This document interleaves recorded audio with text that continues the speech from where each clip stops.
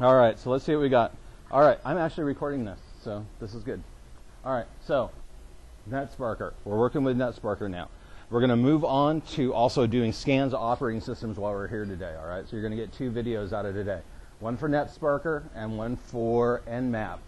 All right, so if you have Nmap in your 166 directory, just go ahead and install it. All right, it installs like anything else. It requires WinPCAP, all that kind of good stuff. So we have those 2 directories, those 2 computer systems that Manitoba goes out and makes for us, right? We have PHP, and this is the one that you looked at on Monday.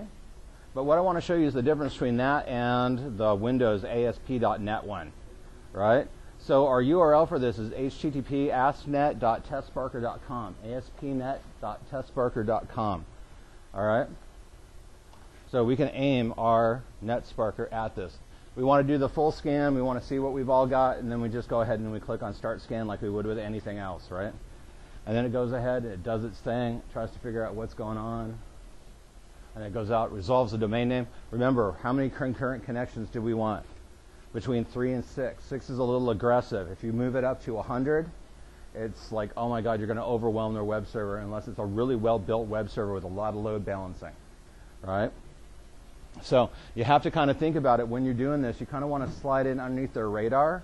You may just want to do this as one thread per and make it look more like a normal browser.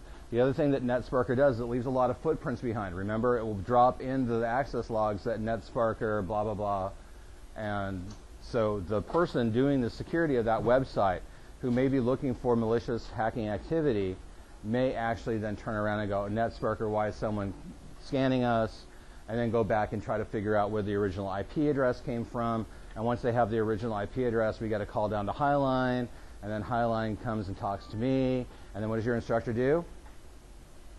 Sings like a canary, squeals like a pig, dances like a song and dance, right? So this is kind of the thing that it goes and does, right? All right. So what was the difference between a Boolean-based SQL injection versus just a regular SQL injection? What was the difference?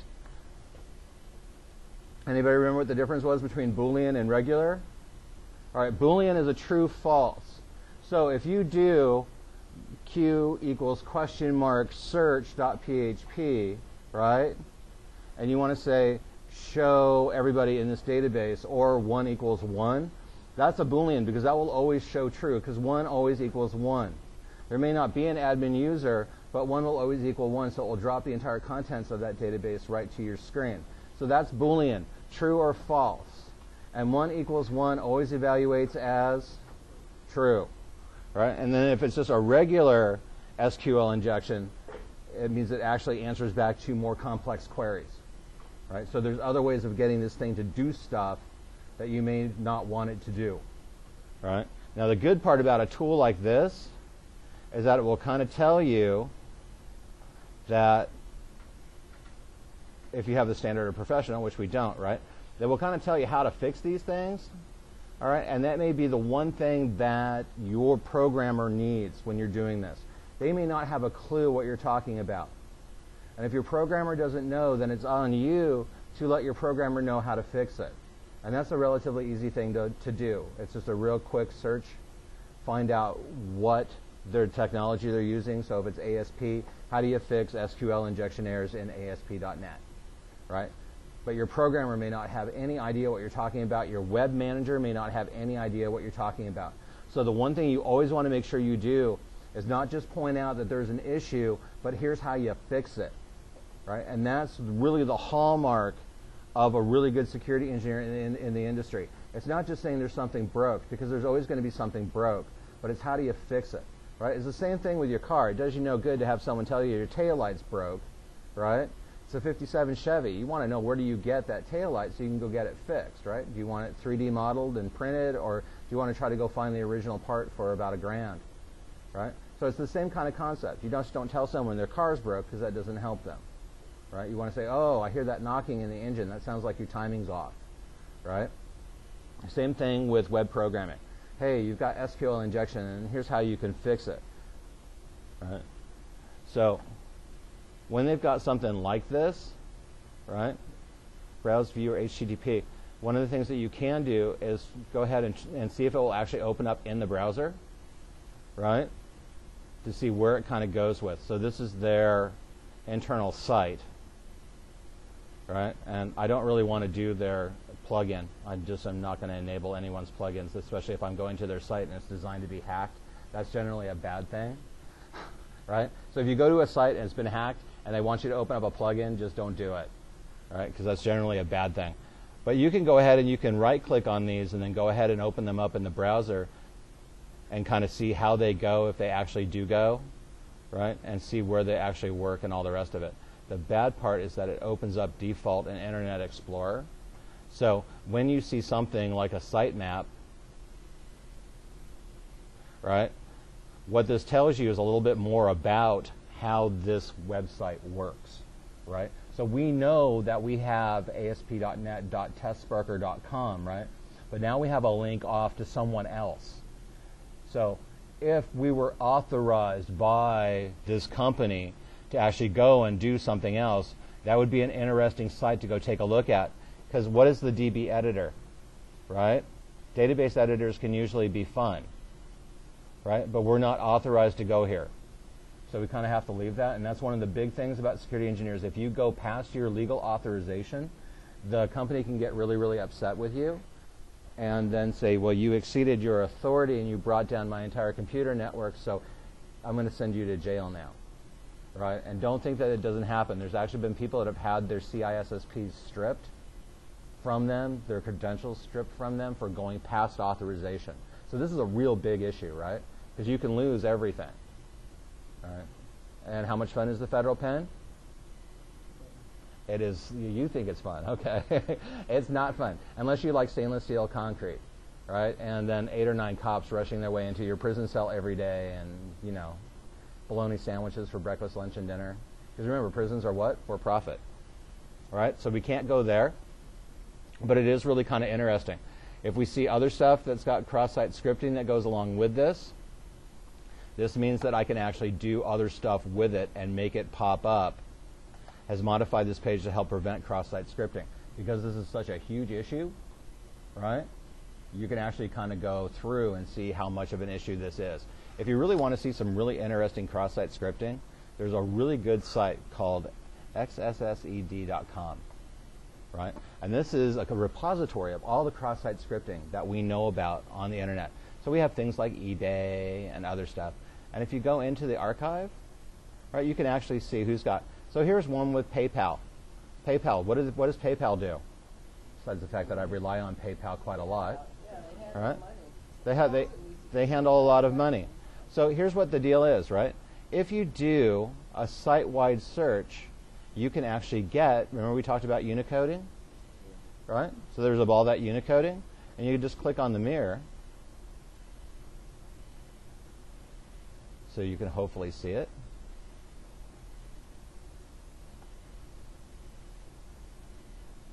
And that's our cross-site scripting. This box can say, ooh, we had a problem with your authentication. Please re-enter your username and password. And most people are like, okay, PayPal, yeah, sure, I've seen blown logins before. So they would think about it and just enter their username and password into this box, right?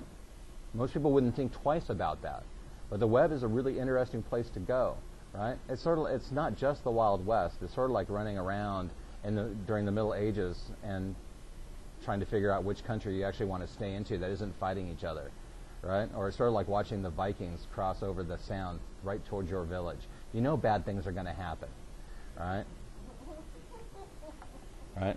So that's where we can kind of go with this. So XSSED makes a really good way of seeing what a cross-site scripting looks like. And you can actually use some of these cross-site scripts on the Drupal and WordPress servers we have in the class.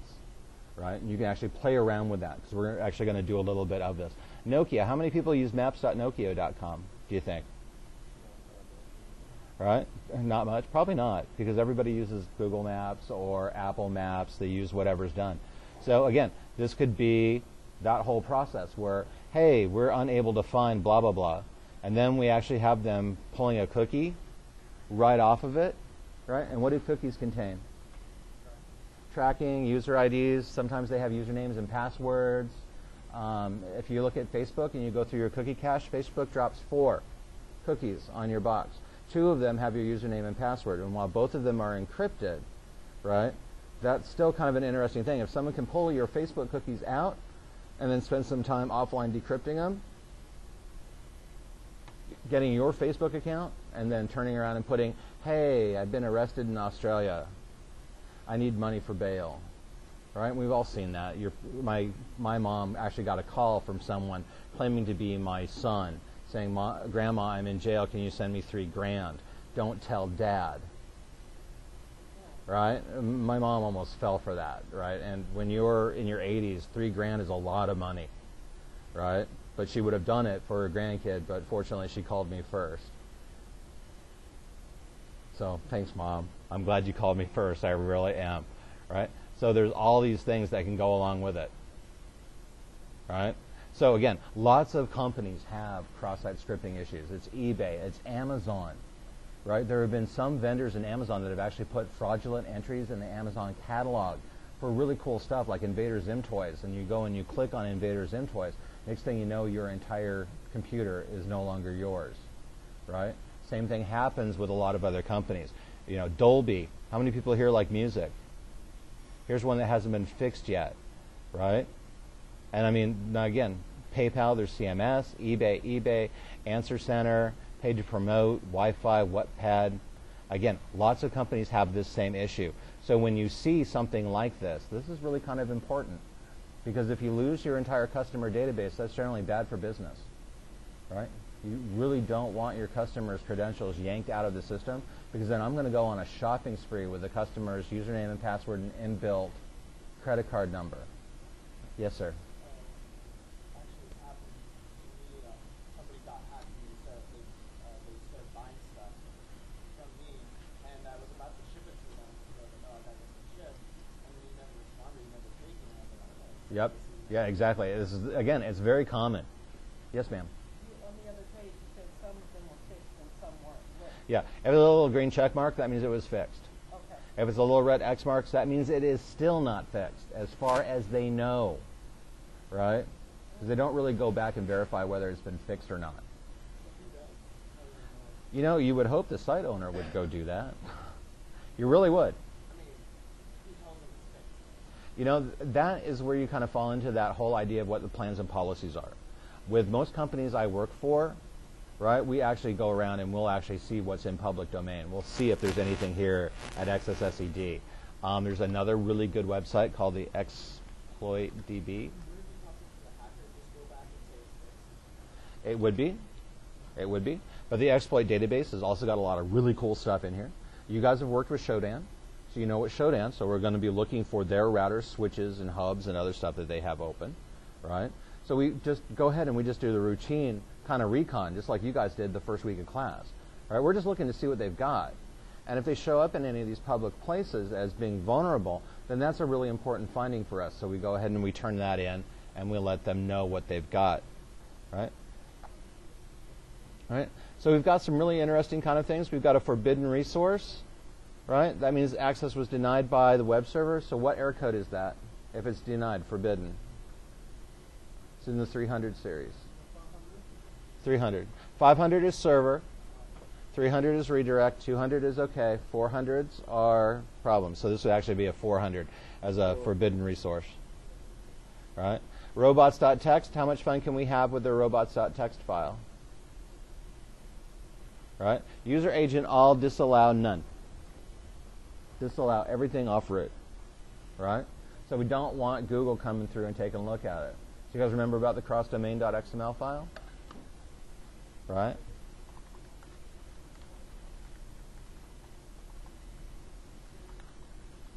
If I type that right.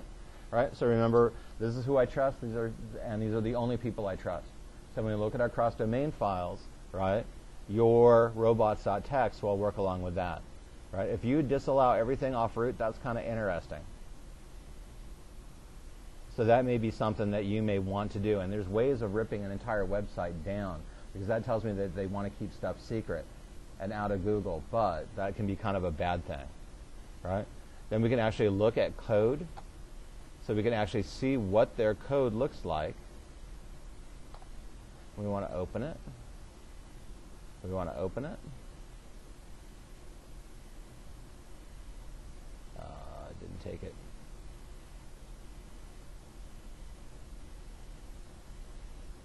Yeah, no, it didn't take it.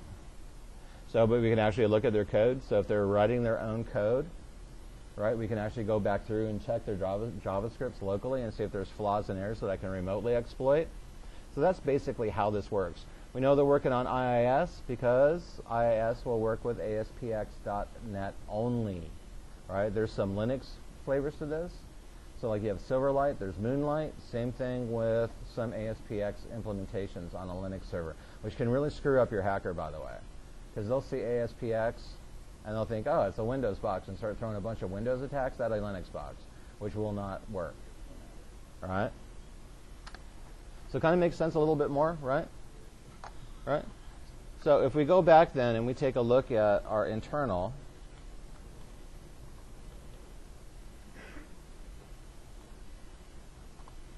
I think that was that one.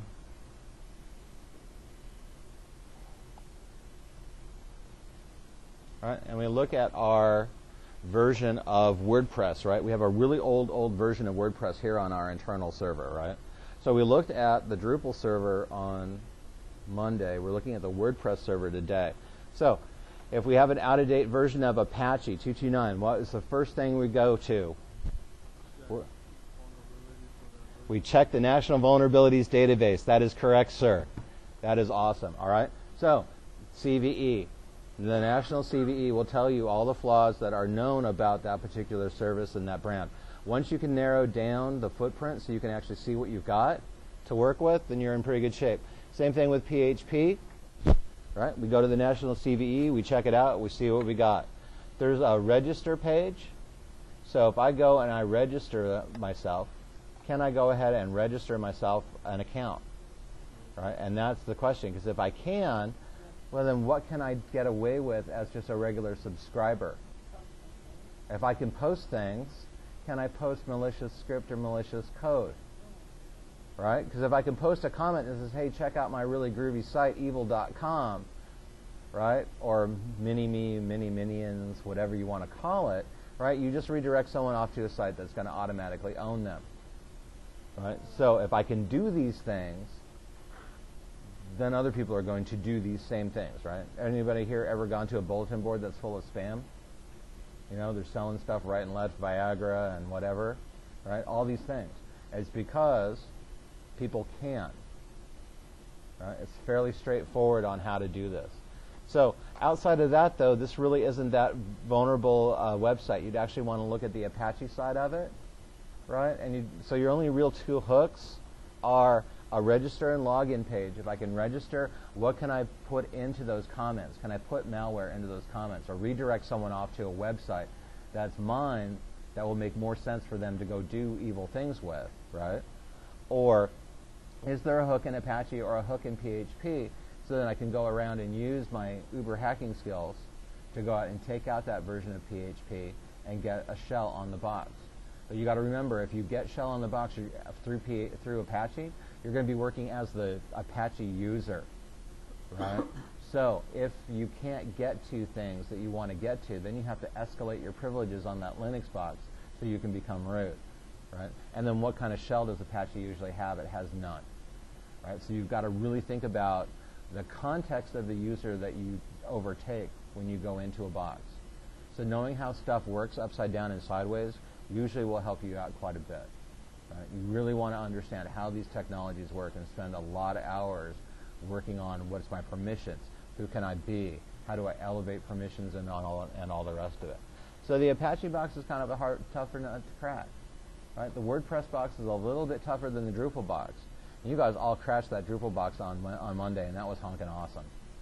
Right? That was sweet. Right? Because you easily guessed the username and password.